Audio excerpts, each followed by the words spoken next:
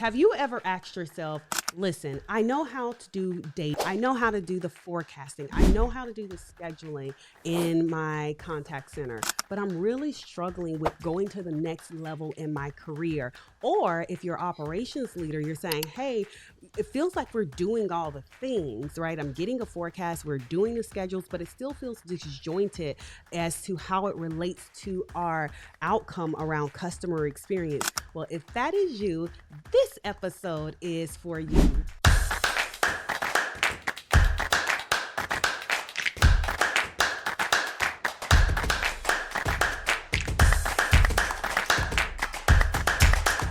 Welcome to Tipsy Thursdays. I am your show host, Juanita Coley, the Contact Center Whisperer, the CEO and founder of Solid Rock Consulting. And I'm super excited to be talking to you this week about how do we design a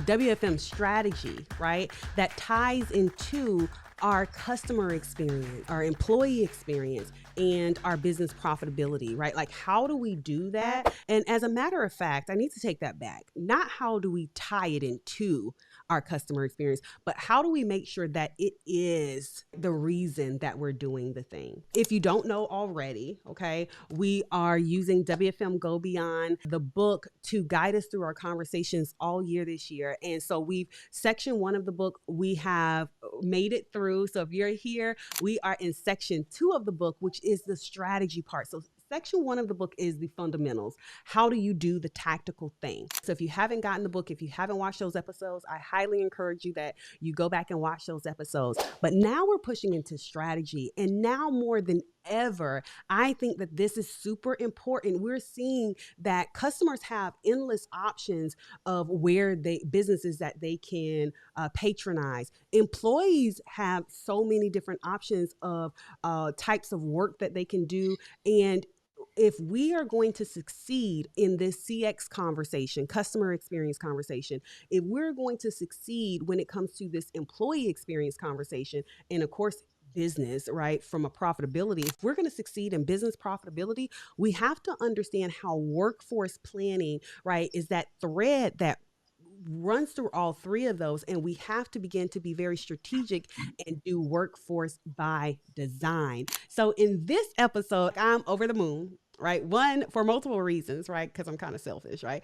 I'm over the moon, excited to have this conversation with none other than the Jonathan Hall. Okay. He's over at Stitch Fix, and we are talking all about the design, right? This is like one of my favorite things to talk about, Jonathan. So thank you so much for being our guest this week. I'm super excited to dive into this conversation with you because I believe that our audience will get a lot out of how do we be really intentional and transformative, right? I've been signing off all of my emails this year with like being a transformative leader and talking to people about being transformative, not just doing the thing for doing the thing's sake, but for the intent of being transformative. So again, thank you so much for being our guest this week. Thank you so much for having me. I'm so excited to be here. Your energy is infectious, so it's always a joy to spend time with you. Absolutely. Thank you. And likewise. Listen, so let's hop right in because I want to be respectful of your time, the audience's time. If you could, in your own words, right, tell me what it means to you when you hear people say WFM by design, right? Like, what does that mean to you?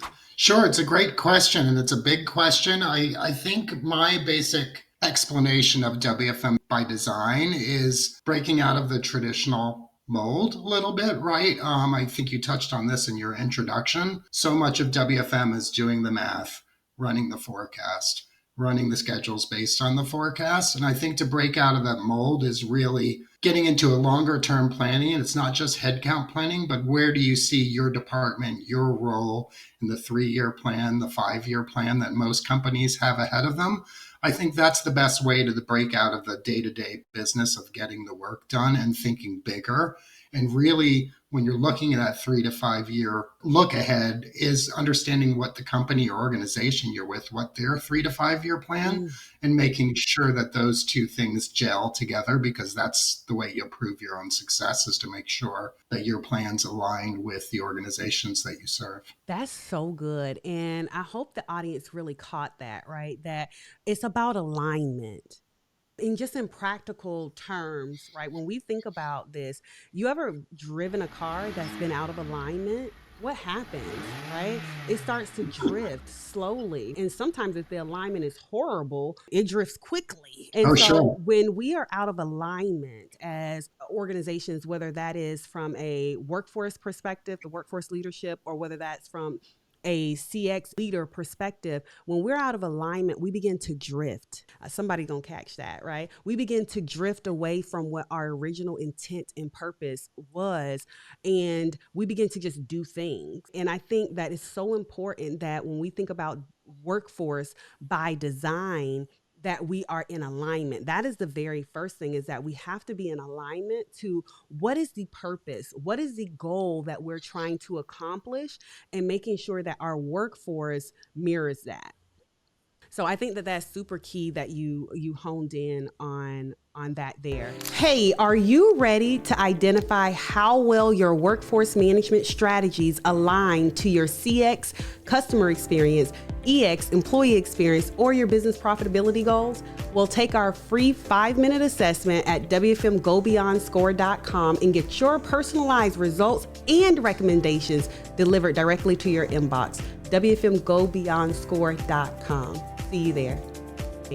Can you talk to me about one of the things that I've been talking about? As a matter of fact, I actually just released a blog not too long ago when I talked about organizations and hiring a workforce leader and getting their very first workforce management tool, and some of the things that they need to do before they do take that leap. It's like, hey, you need to be in alignment. You need to have historical data. You need to make sure that all of these different things. When we begin to think about the future, and the reason, I'll tell you, the reason I released that article was because I believe that our workforce, historically, when we thought about workforce planning and workforce management, it has been humans that the workforce leaders have been planning for, right?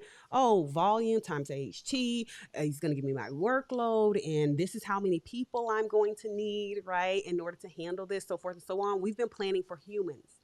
However, as we push into the future, our workforce is no longer 100% human, right? We may be looking at a 70-30 split where 70% of our workforce is human, 30% is AI or robotics, whatever. So as we begin to think about the future of workforce planning, what does that look like? How do you think that we strategically design and start to account for the future of workforce management?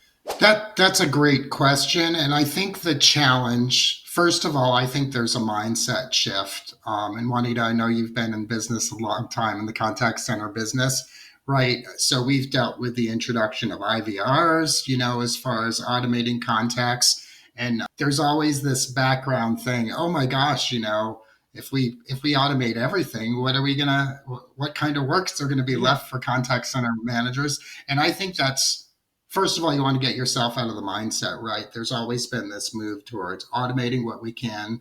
We call them low calorie contacts here at Stitch Fix. It's like, what can we automate and do cheaper, obviously, because we'll always be in a cost cutting mode, which leaves the more meatier contacts that require a human touch, which I think there will always be some of those. We'll see with future of AI how expansive they get. So I think part of it is the mindset change is protecting, this bundle of contacts like it's our lifeblood, which it kind of is, but I think weighing too much on resisting automation and the future of technology. So I think when it comes to designing, again, for that 3 to 5 year plan, is really having an understanding of, again, your company's pursuit of automation, AI, and understanding what's on their roadmap and where they've placed value from a financial savings standpoint. Are they after labor savings? Are they just after quick answers for clients and making clients be able to self-serve? And so I think half the battle strategically is understanding what's on that roadmap from a technological standpoint and making sure that you're prepared for those, and then also doing what you can with the technology at your fingertips to make sure you're kind of marching in the same direction when it comes to tools that you're looking at.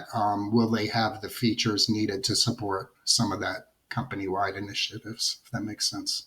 Yeah, no, it makes total sense. I think we actually have what we call our A3 framework here at SRC when organizations are implementing AI as a part of their workforce component, right? Like they're moving this in. And so part of that A3 framework, I think I covered this in the book, right, is AI to alleviate, AI to assist, and AI to automate. And so, depending on the purpose behind why we are putting AI into our introducing AI into our workforce, then that determines on how we are going to redesign our workforce, right? Because if 30%, Exactly. if the goal is to do AI to assist, then or AI to alleviate, then we're saying, okay, what data do we have that supports that 30% of our volume is repeatable, sustainable, or like you call it, low calorie, that we can alleviate that 30% of the volume. That leaves us with the 70% to say, okay, now what do we do from a technology perspective to be able to assist our employees to be able to kind of get talk time down, or does talk time need to go down in the first place? Like, what does that look like? Yeah, Juanita, you just touched on a great topic too, which is okay, here's the work that we're trying to eliminate, automate, make it easy on our clients. What about that pool that's left? And I think you're exactly right. WFM shouldn't stop there. I think it's ironic that a lot of the tools needed to make AI effective for clients to self help are some of the same ones our agents need, right? So it's like, normally it's like, how's your KB structured? Is it consumable? Is it friendly? Is it easy to use? Well, guess what? Our agents can all use those same type of things to be more successful, more efficient. So I'm glad you touched on that, because it's like, hey, when we whittle down, hey, what is that 70%, right? And sometimes I think WFM people, again, need to get out of their box and know exactly what contacts we're talking about automating, and then what that leaves behind and the skill set required to handle what was left. I think that's the exact direction that you'd want to go when it comes to looking at that strategic planning. And sometimes, though, I think the overall, when we talk about like overall organization, sometimes the challenge is that workforce isn't part of that conversation about the 30%, right? Like, so all they know is the dynamics of the volume has drastically shifted. And like, why? Oh, because we implement it. Because a lot of times the AI or these decisions are either with the CIO or they're with telephony, they're with someone like that. And so CIO, CTO has this bright idea that, or executive has this bright idea. Like, I think when we're talking about the future of WFM and the future of workforce planning, I think one of the conversations is that workforce has to have a seat at that overall table, so that when we're talking to CIOs, CTOs, and they're saying, hey, bring in AI to do X, Y, and Z, we're like, okay, great. That's a great idea. But this is the ramifications of that, right? This is the trickle down impact. Yeah, Juanita, it's so funny you touched on that, because when I realized what our topic today, the main gist of today, was going to be really that strategic planning, really the number one barrier is exactly what you've stated, is ensuring that WFM or your organization, whether you're in a CS organization, client support, client experience, have a seat at the table. I think that's critical. And sometimes it's hard to get there. And most people who have worked in a CS organization realizes that once you get outside of the operations bubble, a lot of the C-suite and a lot, especially finance, right? You're viewed as a cost center, right? You're just part of the cost of doing business Cost of is you doing have to have business. a CX team and you have to have them facing. And so I think the toughest barrier is convincing the company of the value. And one of the huge one is, yeah, guess what? We hear from the clients here at Stitch Fix. This is one of the things we've had to do to say, hey, we're here, is to repackage the voice of the customer and talk to it in frame in context that the business understands, whether it's a financial impact, process impact, or just, if you're very focused on a positive client experience, sometimes just drawing attention to the friction. It's like, okay, it's not making these people leave us, it's not that bad, but they don't like it, right? So every month that they have to handle this transaction, they're reminded that they don't like it. So sometimes it's the way to get a seat at the table is trying to make sure, and some of it obviously takes the basics like having buy-in from leadership to get that seat at the table. But I think half the battle with CS organizations specifically is really how to tell that story, how to prove that worth to say, to get in that room in that example that you're using. It's like, hey, you're deflecting this cost up here, but have you thought about ramification A, which will drive this? Maybe the missed follow up, from one of those automations is somebody who's very angry because that automation didn't go well. So now you've got an escalation you've never had before. So I think you hit on the nail on the head, which is the most challenging thing about WFM and CX being at the table is having those relationships in place to where you show value. And it's not a quick process, right? It's Mm-mm, relationship mm-mm. building. Mm-hmm. It's sharing data, sharing impacts, and getting very upfront about how you deliver that data and make sure that you're raising the flag is what we refer to it here when we see something, say something. We call it Yes. raising the flag. But I think Yes. I love that. sometimes it's going to take a while, but it's like you get buy-in from your direct leadership up to the top, if you're talking about the executive level, and then really just fighting for a place at the table.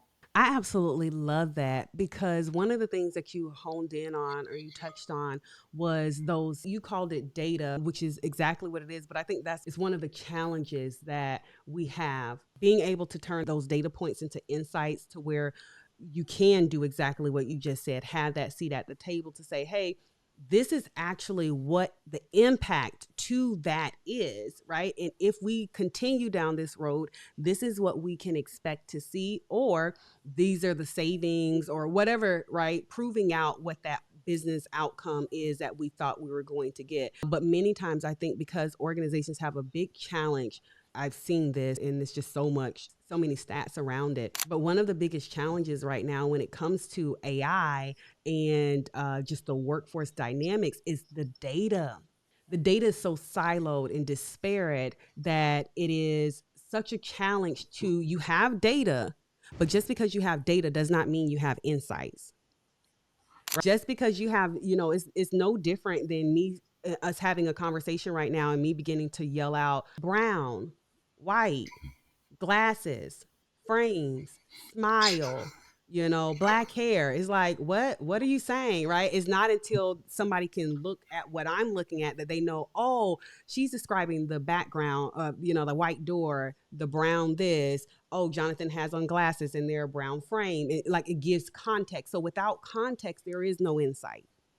It's just data points. And so many times That's because we awesome. have we have so many silos and we have so many disparate systems that are happening, we have data and we are under the illusion that we have insights. Someone who understands what, back to what you were saying earlier about alignment, what is the goal that the organization is trying to get to? And so how do I help make this data tell a story that gives us the insights to push us into the right direction?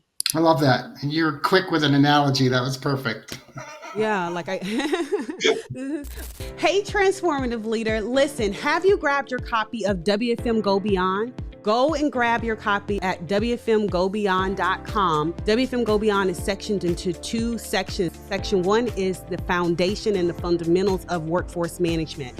The core 4, you've heard me talk about this: data gathering, forecasting, scheduling, intraday. But section 2 is the part that I get super excited about, especially for 2025, because we are pushing and encouraging and challenging leaders to go beyond and push into transformative impact. And section 2 is going to do that to help you understand how you tie your WFM strategy into your CX initiatives, your EX initiatives, and business profitability goals. So if you're an operational leader, executive, a WFM leader that has a operations efficiency goal, okay, and you want to drive transformative impacts, WFM Go Beyond is your resource. So go to WFMGoBeyond.com and grab your copy today. Bye. So last question I'm going to ask you, I'm going to let you go. What are you seeing right now, Jonathan, when it comes to like emerging trends and innovations or just tips and strategies for people that are having to think about their workforce differently and they're needing to be a little bit more strategic? They've got the fundamentals and they're like, okay, I'm ready for the next level. I'm ready to tie into,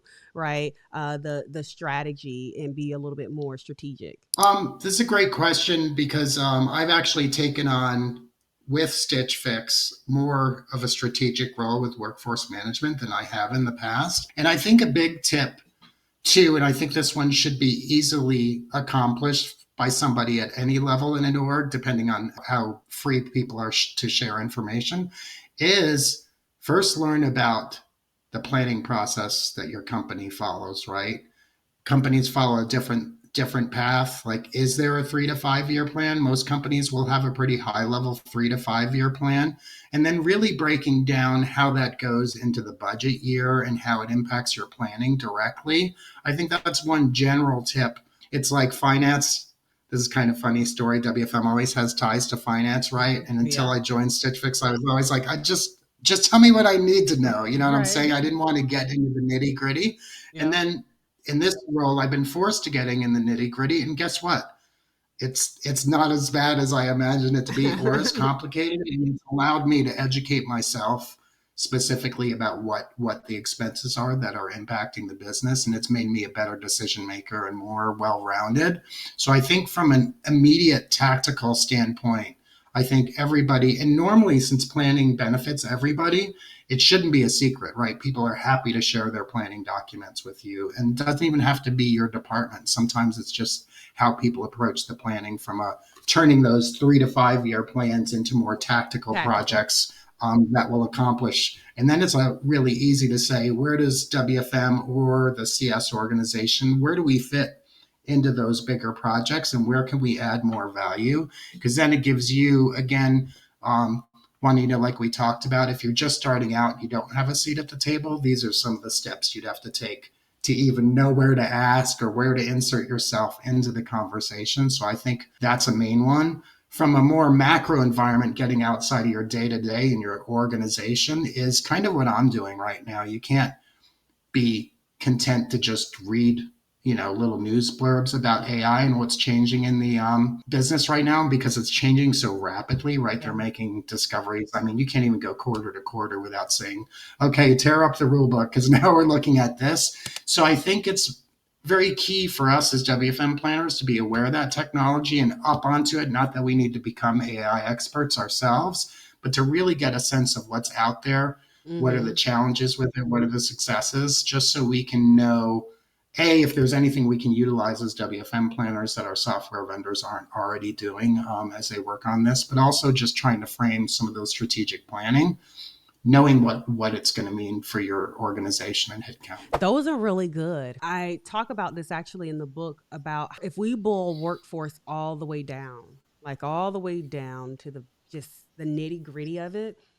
In a nutshell, it is about supply and demand, right? Your business, whatever organization you're in, customer produces a demand for the business. And now the business is constantly trying to figure out, how do I supply that demand in the most efficient and effective way possible? And so our job as workforce leaders is about aligning to that, like you spoke about earlier. Like, okay, if our demand is this, whether that's phone calls, emails, chats, water bottles, right? Whatever it is, right? If the demand for this is this, then how do I supply that demand, whether that's with people, AI, or plastic water bottles, right? How do I supply that demand? And so understanding what that 3 to 5 year plan looks like for your organization is so important. You'd be so surprised. Well, I usually am, right? When I ask leaders, like, hey, what's the 3 to 5 year plan? What's your executive's plan for the organization? And they're like, I don't know. I just do my job. No, look up, right? Look up and understand how you tie into that 3 to 5 year plan and what the business goals are, because that's going to give you insight, right, into, okay, how does my role contribute to this? So I think that that's super, super important. And that's something that anyone can do at any level, is say, okay, what is my organization's 3 to 5 year plan? Where do they see us going? And how do I align and tie into that? And then the other thing that you mentioned that I think is chef's kiss is, you can't get around AI, right? It's a conversation that everyone is having. And so, and it's developing so quickly as far as, generative, agentic, right? I was going to say authentic, but it need to be authentic too. But agentic, right? Like, so every 3 days there's this new type of AI, right? And so you have to be able to understand, like, okay, how is that evolving, how does that fit, and how does that change our workforce? And so I think those are two very practical and tactical things that people can do that will help push them into a more strategic side of the house. No doubt. If people want to reach out to you, they want to find you, they have questions for you, where can they find you? Yeah, I'm available on LinkedIn, and I believe my business email address is associated with my LinkedIn, so people can feel free to reach out. Awesome. Awesome. Well, thank you so much for being a guest on this week's Tipsy Thursdays. Thank you so much. Absolutely. How epic was that, right? I absolutely love every time I get a chance to talk to Jonathan. Very just practical insights and great workforce leader on how we can move from tactics to being more strategic. And I think that comes from, right, being in, when you see someone that is in the industry that is doing the thing, reach out, ask the questions, right? And I hope that this episode was insightful and beneficial to you. Remember, we are in section 2 of the book, chapter 6, right? So if you have not grabbed the book yet, you go to WFMGoBeyond.com, because all the episodes, we're talking about them from WFM Go Beyond. There's also a workbook that goes with the actual book if you want to actually practice these things in your organization. That's what we're here for. That's what we're doing with the book and the workbook, okay? So thank you so much for tuning in. You already know what to do. Go be great. Share this episode with someone that is a transformative leader. And until next time, go be great and let's make impact. See you guys soon. Bye.